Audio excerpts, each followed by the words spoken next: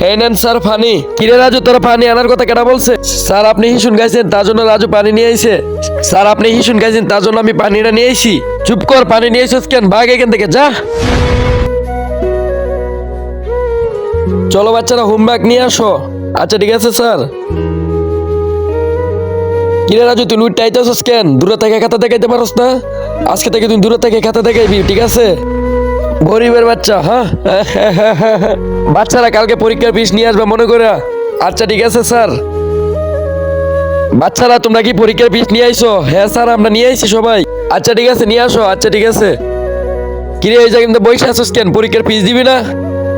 কিরে খারা, এখানে আমার মুখ দেখতেছিস কেন? তাড়াতাড়ি পরীক্ষার ফিস দে। কিরে তুই টাকাগুলা ডিলমাল লিখেন।